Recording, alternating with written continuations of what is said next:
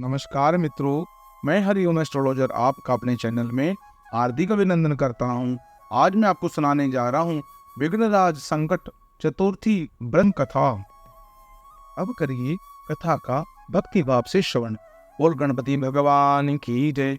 इस कथा के अनुसार एक समय की बात है, वाणासुर की कन्या उषा के सुव्रतः अवस्था में अनिरुद्ध का स्वप्न देखा। अनिरुद्ध की विरह से वे इतनी अभिलाषी हो गई, उसके चित्त को किसी प्रकार से शांति नहीं मिल पा रही थी।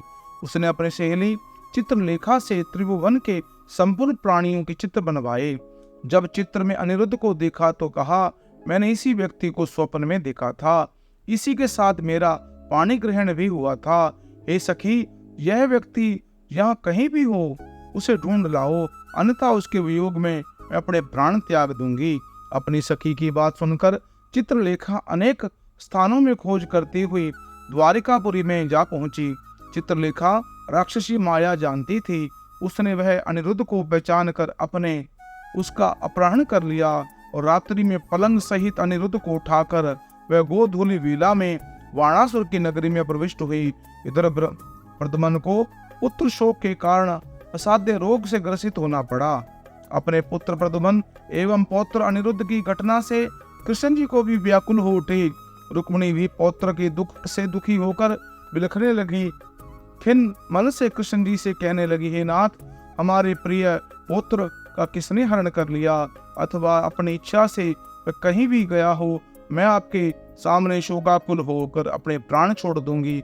रुक्मिणी की ऐसी बात सुनकर श्री कृष्ण भगवान यादवों की सभा में उपस्थित हुए। वहां उन्होंने परम तेजस्वी लोमेश ऋषि के दर्शन किए। उन्हें प्रणाम करके श्री कृष्ण ने सारी घटना कह सुनाई। श्री कृष्ण ने लोमेश ऋषि से पूछा, हे मुनिवर, हमारे पुत्र को कौन ले गया? वह कहीं स्वयं तो नहीं चला गया? हमारे बुद्धिमान पुत्र किसने अपहरण कर लिया? यह बात मैं नहीं जानता। आपकी माता पुत्र वियोग के कारण बहुत दुखी है। कृष्ण जी की बात सुनकर लोमेश मुनि बोले, हे कृष्ण, वाणासुर की कन्या उषा की सहेली चित्रलेखा ने आपके पुत्र का वर्ण किया है। उसे बाणासुर के महल में छिपा के रखा है। यह बात नारद जी ने भी बताई है। आप अश्विनी मास के कृष्ण पक्ष की चतुर्थी संकटा का अनुष्ठान कीजिए।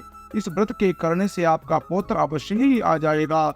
ऐसा सुनकर मुनिवर बन चले गए। श्री कृष्ण जी ने लोमेश ऋषि के कथा अनुसार व्रत किया और इस व्रत के प्रभाव से उन्होंने अपने शत्रु बाणासुर को पराजित कर दिया। यद्यपि उस भीषण युद्ध में शिवजी ने बाणासुर की रक्षा की थी, फिर भी वह परास्त हो गया। भगवान श्री कृष्ण ने कुपित होकर बाणासुर की सहस्त्र भुजाओं को काट डाला। ऐसी सफलता मिलने का कारण व्रत का ही प्रभाव था। श्री गणेश जी को प्रसन्न कर तथा संपूर्ण विघ्नों को दूर करने के लिए इस व्रत का समान कोई दूसरा व्रत नहीं है। श्री कृष्ण जी ने कहा, राजन, संपूर्ण विपत्तियों के विनाश के लिए मनुष्य को इस व्रत को अवश्य ही करना चाहिए। इसके प्रभाव से आप शत्रुओं पर विजय प्राप्त करेंगे एवं राज्य अधिकारी होंगे। इस व्रत की महिमा का वर्णन बड़े बड़े विद्वान भी नहीं कर सकते। हे कुंती पुत्र, मैंने इसका अनुभव स्वयं ही किया है। यह मैं आपसे सत्य कह रहा हूँ। इस प्रकार भगवान के वचनों को सुनकर युधिष्ठिर ने अपने शत्रुओं के नाश के लिए इस व्रत को भक्ति भाव से किया था और शत्रुओं को पराजित किया और समस्त विघ्नों का नाश होकर और अखंड राज्य की उनको प्राप्ति हुई। मित्रों, यह कथा बड़ी ही महत्वपूर्ण है, पुण्यदायिनी कथा है। इसके सुनने मात्र से मनुष्य के समस्त संकट दूर हो जाते हैं। भगवान गणेश की कृपा से अगर इस कथा को आप श्रवण करते हैं या सुनते हैं, आपकी समस्त मनोकामना पूर्ण होंगी और संकटों का नाश होगा और गणपति महाराज की आपके ऊपर कृपा होगी और आप जीवन में आनंद विभोर होंगे। इस कथा को आप अपने इष्ट मित्रों से शेयर करें और पुण्य के भागी बने। और आप इस चैनल को सब्सक्राइब करें और कमेंट बॉक्स में ओम गंग गणपते नमः अवश्य लिखें।